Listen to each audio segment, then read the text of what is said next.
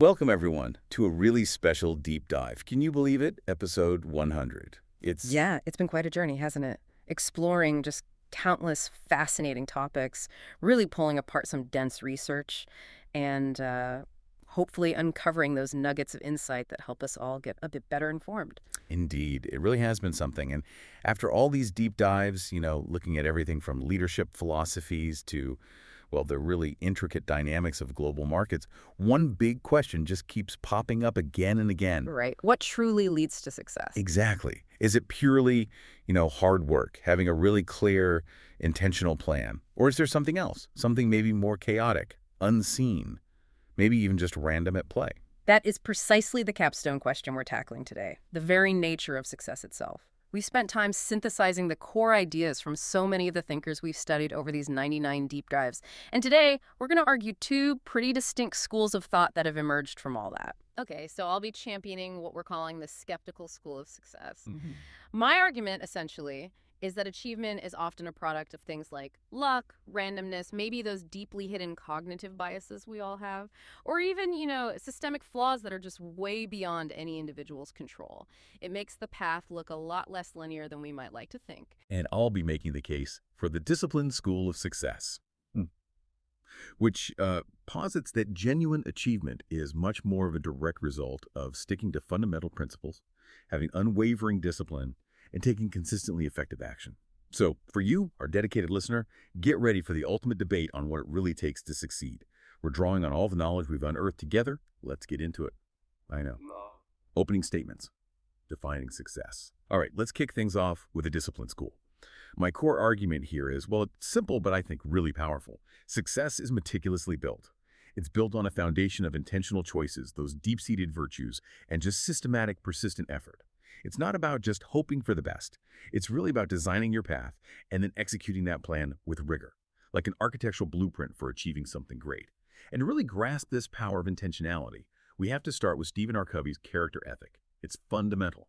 Covey makes this crucial distinction, right, between the fleeting personality ethic, that's the surface stuff, charm, positive thinking techniques. The quick fixes, maybe. Exactly, the quick fixes. He contrasts that with the enduring character ethic. And that's rooted in fundamental principles: integrity, humility, justice, courage, the deep stuff. This difference is vital because it suggests true, lasting success comes from within, from who you are, not just the techniques you use.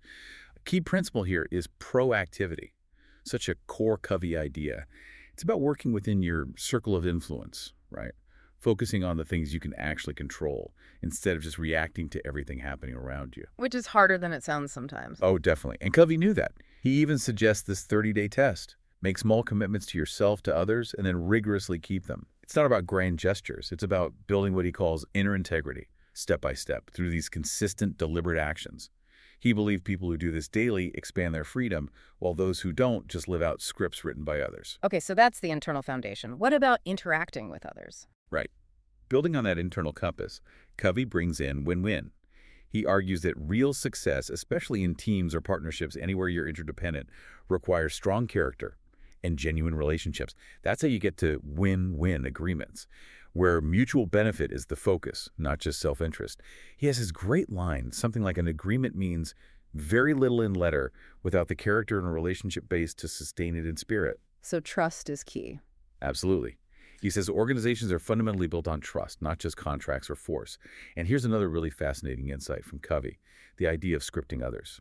He talks about the power of believing in people, offering unconditional love almost, inspiring them toward a higher path.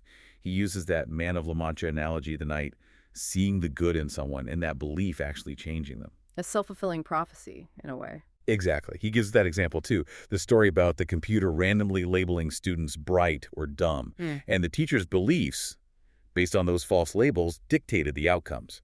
It just shows how powerful our paradigms, our internal scripts for others, really are. Covey also gives us practical tools for this, like the time management matrix. Ah, yes, the 4 quadrants, urgent, important. Right. And the key, he stresses, is prioritizing quadrant 2, those important but not urgent activities. Things like planning, prevention, building relationships, spotting new opportunities. It requires discipline to schedule that proactive work so it doesn't get swamped by daily crises. Okay, so Covey focuses heavily on internal character and principles. Yes. And then Peter Drucker gives us a powerful look at how this disciplined approach plays out externally, especially in leadership. His work on the effective executive is classic. Drucker observed that the most effective executives weren't necessarily charismatic. He used Harry Truman as an example, highly effective, zero charisma. So what made them effective then? Their focus, a relentless focus on contribution and results. They don't just wait for assignments. They actively set their own objectives for themselves and their units. They take responsibility for defining those goals. Drucker calls this a manager's first responsibility. This meeting of minds, as he put it, allows higher-ups to make big demands because everyone's aligned on what success looks like. And how did he define success for a manager? As converting society's needs into opportunities for profitable business. That's his definition of innovation, really. Driven by intentional action, solving problems. He even tells this incredible, almost counterintuitive story about a CEO who learned by just talking at his senior staff for hours. Talking at them, not with them. Right. Using them as a sounding board to clarify his own thoughts, even without direct input. It shows how discipline, self-reflection, and clear communication, even if one-sided sometimes, are tools for strategic thinking. Interesting. So internal discipline leading to external clarity. Precisely. And finally, Jim Collins provides rigorous, data-driven evidence for this discipline school. Think good to great, built to last. Yeah. He identifies level 5 leadership as absolutely critical in every company that made the leap from good to great. These leaders have this paradoxical mix. Extreme personal humility with intense professional will. It's not about ego, it's about fierce resolve for the company, discipline, purpose. Humility and will, okay. Collins also talks about excellent strategic practice. He notes that lasting excellence isn't guaranteed forever just because you were great once. The companies with enduring names, they reinvent themselves by repeatedly creating new market space. They do it through continuous, excellent strategic practice. So constant disciplined innovation, not a one-off success. Exactly. It's not a flash in the pan. So taken together, Covey, Drucker, Collins, they all point to this idea that lasting success isn't just about doing things right. It's about being the right kind of leader, grounding your actions in principle, having that internal compass, and just relentlessly pursuing excellence. That's a really compelling vision you've laid out. The power of intentionality, discipline, character. It's strong, but the skeptical school offers a bit of a reality check, maybe, a contrasting view. My core argument is that success is often, well, less tidy. It's less about that direct, linear path carved out by effort. It's much more about navigating markets that are fundamentally unpredictable, overcoming our own built-in cognitive biases, and just recognizing the huge, often invisible role of randomness and external factors that can just completely derail even the most meticulous discipline plans. So things outside our control playing a bigger role than we think. Exactly. It's fascinating how much we think we control versus what we actually control. Let's start with Nassim Nicholas Taleb, the black swan. Right, the highly improbable, unpredictable events with massive consequences. Precisely. Think 2008 financial crisis, the rise of the internet. Things nobody really saw coming, but which reshaped everything. And crucially, we only rationalize them after they happen. Hindsight bias is powerful. This idea fundamentally challenges that notion that we can just plan our way to success. How do you plan for the unplannable? You can't, by definition. Right. So Taleb suggests many things fail, not because of lack of effort or discipline, but because of unforeseen circumstances, things you just couldn't factor in. It forces us to question the limits of our knowledge or forecasting abilities. He talks about professional and amateur judgment accuracy. Even the experts often miss these huge shifts. Okay, so those are massive external shocks. What about internal limits? Great question. Let's zoom in from the external black swans to the internal workings of our own minds. Daniel Kahneman's Thinking Fast and Slow, essential reading. He introduces his famous two systems. System 1, fast, intuitive, emotional, automatic. And System 2, slow, deliberate, logical. And most of our mistakes come from System 1, right? Yeah. That's Kahneman's point. Most errors originate there, in those gut reactions. Blocking them requires recognizing what he calls cognitive minefields. You have to slow down, consciously engage that effortful system too. But here's the catch. It's incredibly hard. As he notes, the voice of reason may be much fainter than the loud and clear voice of an erroneous intuition. And questioning your gut feeling is unpleasant, Mhm. especially under pressure. Exactly, especially when you face the stress of a big decision. And he makes the point that it's much easier to spot flaws in other people's decisions than our own. That creates a huge blind spot for self-correction, no matter how disciplined you try to be. So our own minds can sabotage our discipline. In a way, yes. Kahneman points to a key bias here: loss aversion. This is huge. He found that, psychologically, losses were 2.5 times as undesirable as equivalent gains were desirable. Wow, 2.5 times. That's significant. It is. He uses an experiment. People needed a $250 positive payoff just to accept a 50-50 gamble with a $100 potential loss, even though the expected value was a positive $75. So we're incredibly risk-averse when it comes to potential losses. Extremely. And this leads many investors, he says, to make costly mistakes, avoiding potentially good bets just because of that irrational fear of losing. Discipline goes out the window when that fear kicks in. Okay, so individual biases are powerful. What about the market itself? Is it rational? Well, that brings us to Burton Malkiel's A Random Walk Down Wall Street, a classic skeptical take. He provides a chilling look at how collective irrationality can completely derail even the most disciplined investor. He documents historical speculative bubbles, the dot-com crash, the railroad boom in the 1840s, Mania, basically. total mania, characterized by, as he puts it, investment pornography and a proliferation of publications hyping everything up, classic irrational exuberance, and inevitably they burst, wiping out countless people who thought they were being disciplined. It's not about individual failings then, it's about collective delusion. Market cycles often outside anyone's control. So you can't just diversify away all risk. Malkiel says no. There is no premium for bearing risks that can be diversified away. To get higher returns, you must take on risks that cannot be diversified away, market risk, essentially. The fundamental truth, higher risk is the price one pays for more generous returns. Or, as he puts it bluntly, there ain't no such thing as a free lunch. Fair enough. And he highlights how big shifts in valuation relationships and perceived risk were critical in driving returns over decades, like what happened to the stock market in the late 60s and 70s. These large systemic shifts, often not entirely rational, are what dictate outcomes, regardless of individual discipline. So what Taleb, Kahneman, and Malkiel collectively show us is, while we're busy making our discipline plans, the world often has other ideas. It introduces variables our best efforts just can't account for. Round 1. Strategic intent versus market unpredictability and bias. Okay, that's a strong case for the power of external forces and internal biases. Let's move into round 1, really pitting strategic intent against market unpredictability. From the discipline perspective, a core belief is that you can craft your market, shape your vision, rather than just reacting. This is where intentional, innovative strategy really makes a difference. Often by creating new rules, not just playing by the old ones. Making the rules instead of following them. Exactly. Consider Kim and Mauborin's blue ocean strategy. Brilliant concept. They argue that the real winners create blue oceans, uncontested market spaces. And they don't do it by benchmarking against competitors. Instead, they focus on value innovation, creating a massive leap in value for both buyers and the company itself. This makes the competition basically irrelevant. So it's not about being better, it's about being fundamentally different. Precisely. A great early example, the Apple II.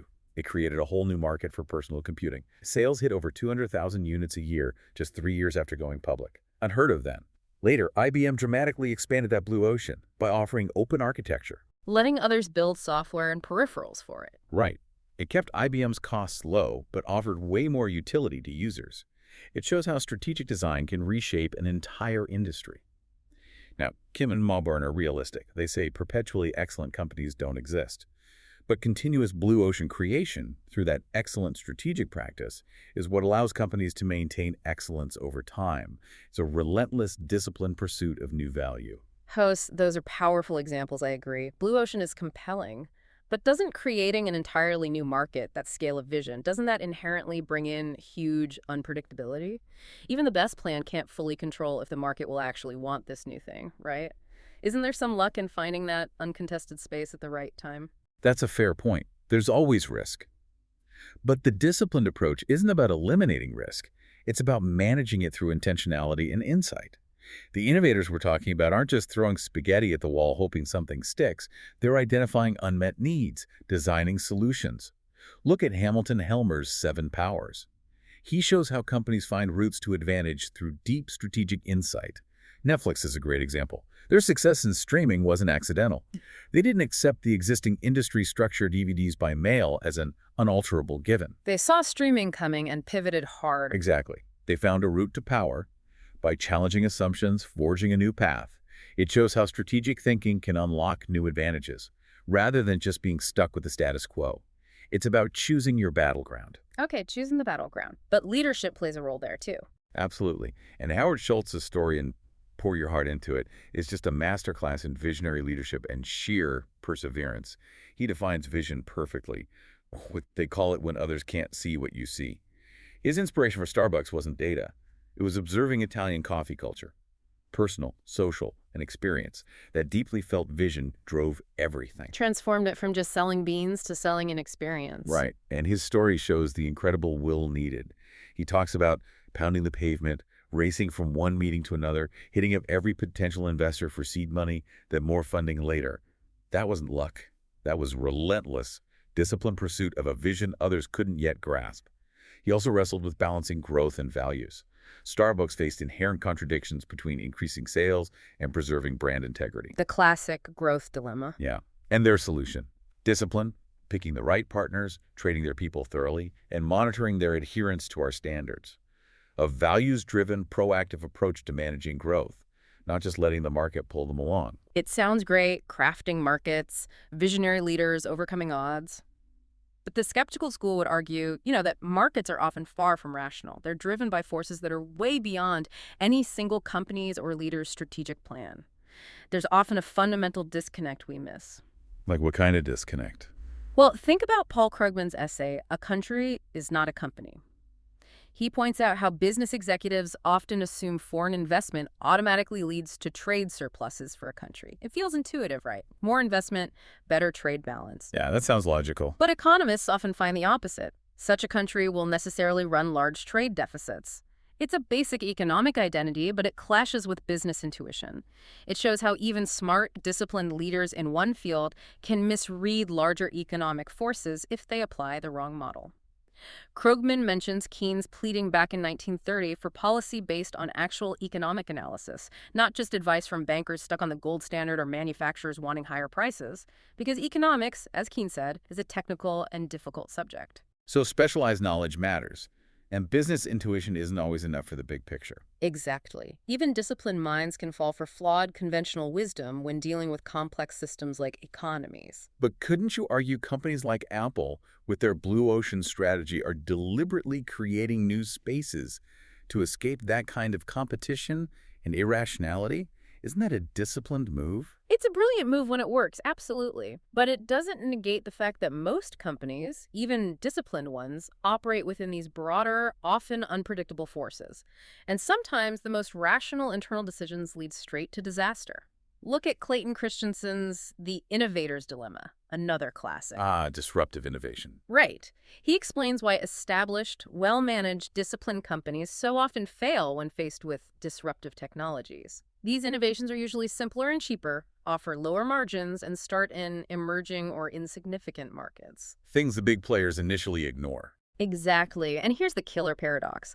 Leading firms' most profitable customers generally don't want, and indeed initially can't use, products based on disruptive technologies. So, companies that do the right thing, listen to their best customers, focus on profitability and growth, these rational, disciplined actions cause them to miss the disruption until it's too late. Wow. So doing the right thing leads to failure. It can. It's not necessarily a failure of individual discipline, but a systemic trap. Even rational financial decisions based on creant signals can doom you long-term. It just highlights how hard foresight is in a truly unpredictable market. Okay, so the market itself can punish rational decisions. And sometimes the market isn't even efficient enough for rational decisions to matter. Michael Lewis's Liar's Poker gives a great look at this. He talks about being taught in school that stock markets were efficient, all information priced in, companies fairly valued. The implication: no easy money unless you have inside info. The efficient market hypothesis. Right. But guys like Michael Milken on Wall Street, they saw that this simply was not true. Lewis argues the market was grossly inefficient in valuing everything from the land a company owns to the pension fund it creates. Huge mispricings everywhere. This huge opportunity was just lying under the dirt. Milken, Lewis says, kicked away the dirt, fueling the M&A boom by exploiting undervalued assets. So massive profits came from market inefficiency, not just smart analysis of efficient markets. Exactly. It emphasizes the unpredictable, sometimes irrational nature of market valuation. Success came from recognizing and exploiting the flaws, not necessarily from adhering to traditional disciplined analysis based on flawed assumptions of efficiency. Makes you wonder how much strategy is just finding those hidden inefficiencies. 3. Round 2. Leadership and execution versus systemic flaws and luck. Fascinating points on market inefficiency and those systemic traps. But even in that kind of world, the discipline school argues that how we lead, how we execute, builds resilience and drives success. So, this round, let's focus on purposeful leadership and continuous adaptation versus those systemic flaws and sheer luck. It's about how leaders deliberately shape their internal environment to excel, even when the outside world is turbulent. Okay, so the internal response to external chaos. Precisely. And Jocko Willink and Leif Babin's Extreme Ownership offers incredibly powerful lessons from the military that apply directly here. They champion decentralized command. Leaders intentionally groom subordinates to make decisions. They trust their teams to be aggressive in pursuit of mission accomplishment. Pushing decisions down to the front lines. Yes, it works even in the worst situations imaginable because it empowers those closest to the problem, the ones with the best information. It's a disciplined investment in people, not micromanagement. They also stress post-operational debriefs after every single mission, no matter how tired. The after-action review. Exactly. Meticulously examining what went right, what went wrong. How can we adapt our tactics? This constant self-assessment, they say, is critical for the success of any team in any business. It's a formal, disciplined approach to learning, making sure mistakes don't get repeated. Learning from failure systematically. Right. And they embrace calculated risk, echoing John Paul Jones. Those who will not risk cannot win. Leaders accept some level of risk, but it's managed, not reckless. And the result of this empowered, learning-focused execution, decisions get made more quickly. And surprisingly, the quality of decisions actually went up. They talk about getting the 90% solution today instead of the 70% solution tomorrow. It shows intentional empowerment plus disciplined learning gets better results. Okay, that focus on learning and adaptation is key. It is. And Satya Nadella's hit refresh story at Microsoft is a fantastic corporate example of that. Nadella recognized that Microsoft's talent for partnerships was a key to what made us great. But he also saw how success can cause people to unlearn the habits that made them successful in the first place. Complacency sets in. Yeah, a real danger even for disciplined organizations. He shares his own experiences needing a lot of hard work early on to get customers onto Windows NT from Unix. Then later, his video-on-demand project became obsolete virtually overnight with the birth of the Internet, a stark reminder of the need for constant adaptation. That VOD example, though, becoming obsolete virtually overnight, sounds a lot like one of Taleb's black swans hitting, doesn't it? Even the best adaptation is still reacting to that unpredictable event. That's a really sharp observation. And you're right, discipline doesn't eliminate black swans. But the point is, it equips you to respond effectively when they hit. It builds an organization that can hit refresh, adapt, rather than just crumble under the shock. Nadella consciously retrained Microsoft's partnership muscles, pushed to add value on competing platforms like Apple and Linux. That wasn't luck. It was a deliberate, disciplined pivot. So discipline builds resilience to the unpredictable. Exactly. And building resilient, adaptable teams often comes down to how you handle feedback and foster debate.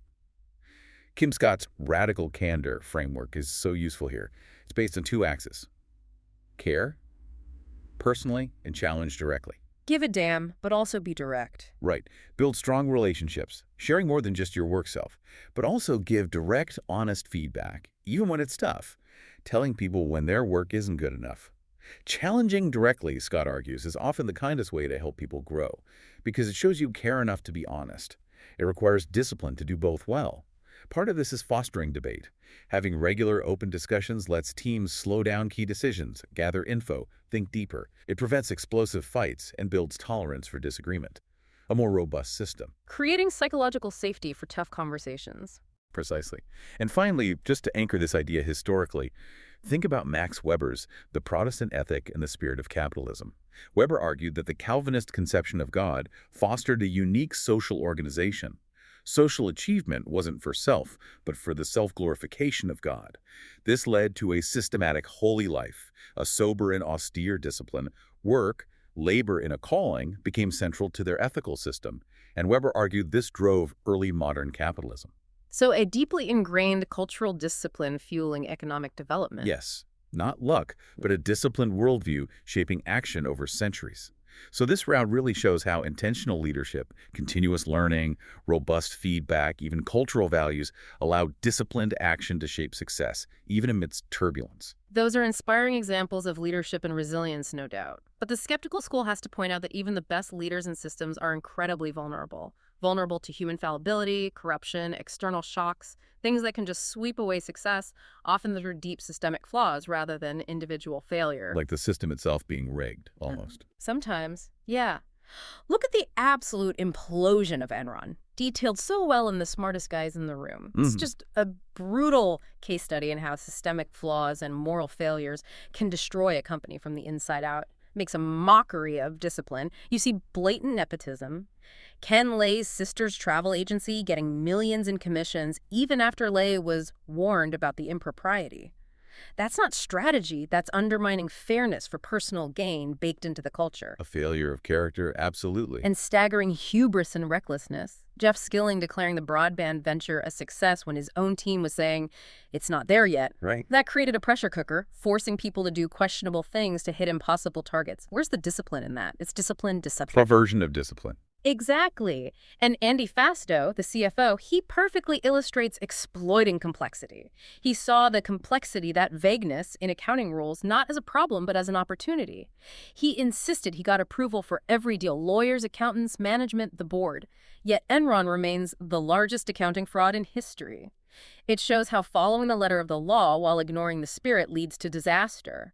No amount of good leadership elsewhere could fix that rot at the core. Okay, Enron is a stark warning about ethical failure. But does it argue against discipline itself, or just show what happens when discipline serves bad ends, or is abandoned entirely? Yeah. Covey would say those weren't disciplined leaders in terms of character. That's a fair distinction, and crucial. But it forces us to see how the system enabled that behavior, how internal discipline got corrupted. And even highly driven, visionary leaders aren't immune to massive risks and skepticism. Ashley Vance's biography of Elon Musk shows this clearly. Despite everything Musk has achieved, Vance notes his budding empire could be an exploded rocket or massive Tesla recall away from collapse. That's the inherent fragility of success. One black swan, totally out of his control, could wreck it all. The Highwire Act. Totally. Vance describes a moment in 2013, a crisis state. Tesla's factory was idle. Musk's response, signature all-or-nothing fashion, pulled everyone from everywhere to just get on the phones, close deals. He literally told them, if we don't deliver these cars, we are fucked. That's not calm, disciplined execution of a plan. It's desperate reactive crisis management. Necessary, maybe, but highlighting the inherent unpredictability. And people were skeptical early on, weren't they? Hugely. Vance notes the VC skepticism. They thought electric cars were the shittiest business opportunity on the planet. They were running for the hills. It just underlines how perilous the path can be, regardless of the founder's discipline or vision, when the external market and financiers just don't believe. So navigating external skepticism is a huge, unpredictable hurdle. Absolutely. And it raises the question, how much success is just skillfully navigating that treacherous landscape? Machiavelli, in The Prince, gave timeless warnings about unreliable allies and external forces. He advises a prince to watch out for nobles with their own ambitious ends, those who shun binding themselves fully to his fortune. Fear them as if they were open enemies, he says. Trust no one, basically. Or at least be incredibly wary. He also warns against using mercenaries or auxiliary forces. Why? Because their fidelity cannot be proved. They fight for pay, not for you. It just highlights the unpredictability and potential for betrayal when you rely on external factors or people not fully aligned with you. No amount of your own discipline guarantees their loyalty. True. External human factors are messy. And sometimes it's not even human factors, but the environment itself. Adam Smith, way back in The Wealth of Nations, recognized the inherent uncertainty of industry. He noted that human effort, human industry, is not only limited, but uncertain when it comes to things like multiplying fish stocks. Why? Because of local situation, proximity to the sea, the fertility or barrenness of those seas. Natural limits and unpredictability are just built in. Factors beyond human control entirely. Right. So this round really shows that even with great leadership, success is fragile. It's constantly battling systemic flaws, external doubt, human fallibility, and just the sheer randomness of the world. Round 3. Personal agency versus cognitive vulnerabilities and external forces. Those are definitely sobering points about fragility and systemic issues. But for our final round, the discipline school wants to circle back to the individual, to the power of personal agency, mastering oneself for achievement. It's about cultivating those inner strengths, adopting practices that lead to growth, almost regardless of the external chaos. Really good. Building your internal fortress, you can say. The power of the individual against the storm. Something like that. Let's start with Benjamin Franklin's autobiography. It's just the quintessential story of self-mastery and disciplined entrepreneurship. His ability to teach himself skills, like contriving a copperplate press, cutting ornaments for paper money, these weren't just hobbies. They were crucial for getting work, like that New Jersey job. It helped his less skilled partner, Kahneman, keep his head much longer above water. So his skills created opportunities. Exactly. He leveraged unique expertise acquired through foresight and effort. And he showed unwavering work ethic and continuous self-improvement. When his later partner, Meredith, proposed they team up, Franklin's skill in the business was explicitly valued against Meredith's capital. Personal agency, cultivated talent, these were hard assets. That wasn't luck.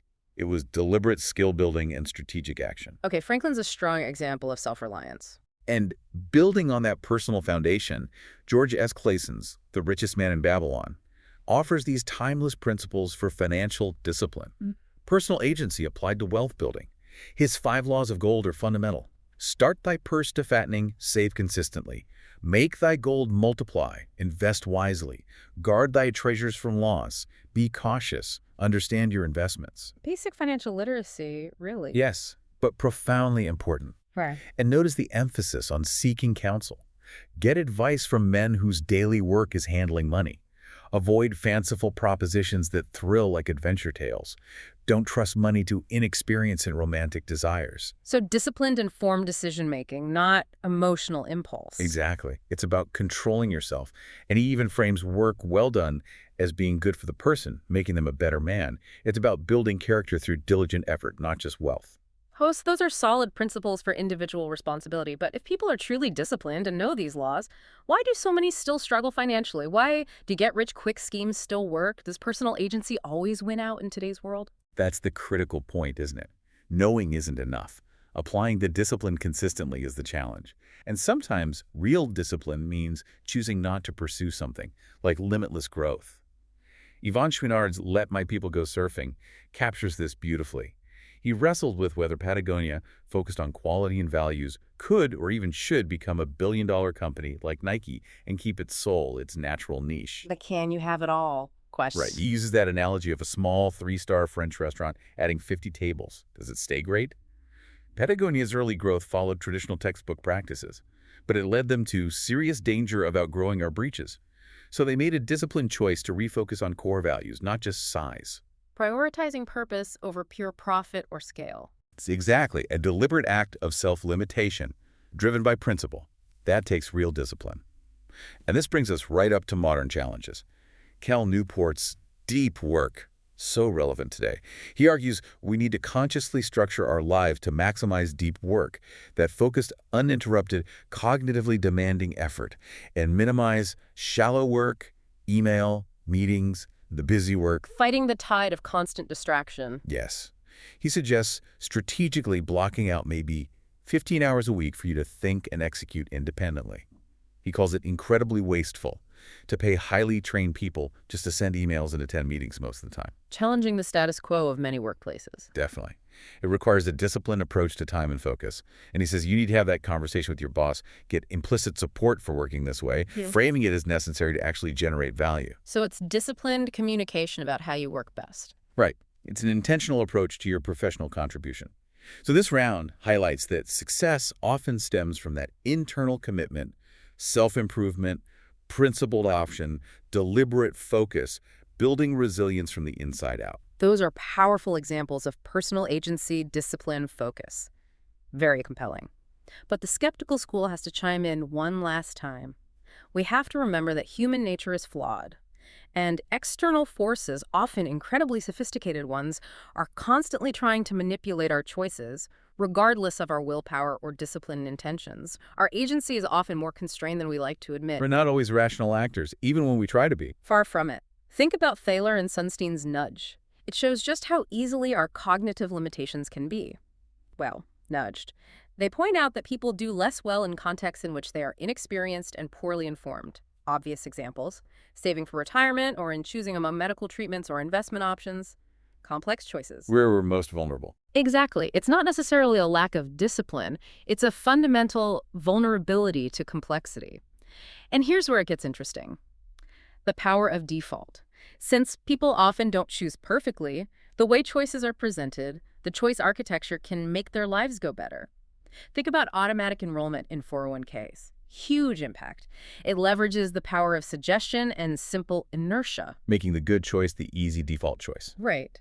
And while that's often beneficial, it highlights how profoundly our choices are shaped externally. It wasn't necessarily our discipline that got us saving, it was the system design. How much disciplined success is just following a path someone else laid out? It's a slightly unsettling thought. It is. And if you scale that up to modern technology, Shoshana Zuboff's The Age of Surveillance Capitalism is frankly terrifying on this front. She exposes how our psychological vulnerabilities are actively, systematically exploited. Social media platforms like Facebook are engineered to induce and exaggerate this homing to the human herd. They leverage social comparison, social pressure, social influence to keep us hooked, to gather data. This artificial intensification, she warns, can mess with our basic psychological development, our self-other balance. So it's not just about lacking discipline to log off. No. It's about being in an environment designed to exploit our deepest social instincts for profit. Zuboff traces how Google's AdWords success led them to apply surveillance logic to the entire internet, turning it into a giant canvas for Google's targeted ads by using data extraction and analysis to predict and influence our behavior. External forces creating profit from our predictable human weaknesses, overriding individual agency. Okay, so deliberate external manipulation is a huge factor. Huge. And sometimes success seems almost accidental, defying rational design entirely. Malcolm Gladwell's The Tipping Point explores this. He looks at how ideas achieve stickiness, become memorable, drive change. The Winston cigarettes example is fascinating. Their slogan, "Winston tastes good like a cigarette should," was actually ungrammatical, but it was somehow provocative. It created a minor sensation, became classically sticky, and helped make Winston the top brand. Success through bad grammar. Kind of. Yeah. It suggests that unexpected, maybe even accidental elements can trigger disproportionate success.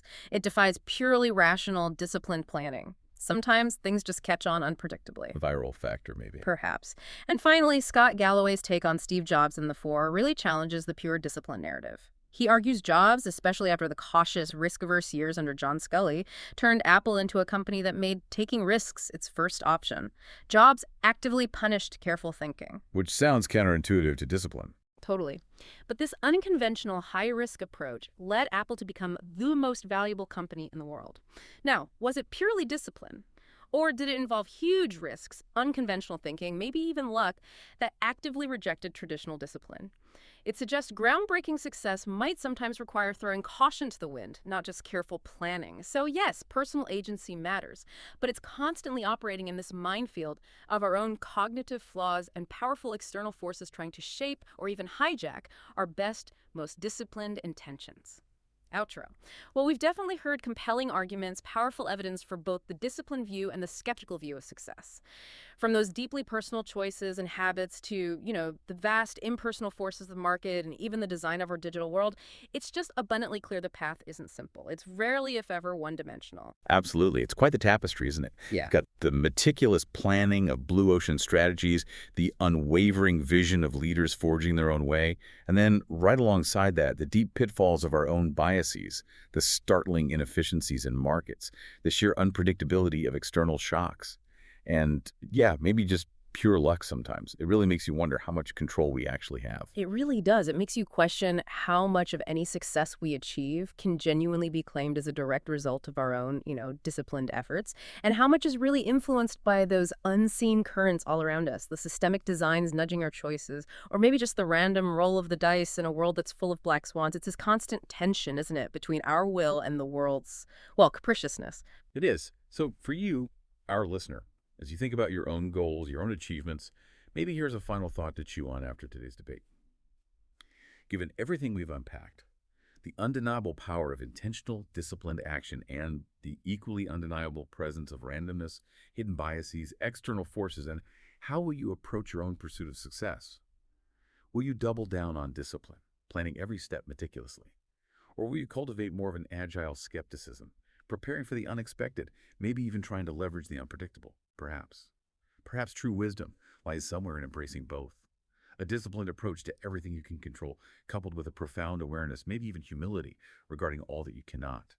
We hope this deep dive, our 100th, helps you navigate that complex path with maybe a bit more insight, and yes, maybe a bit more humility, but always with clear intention.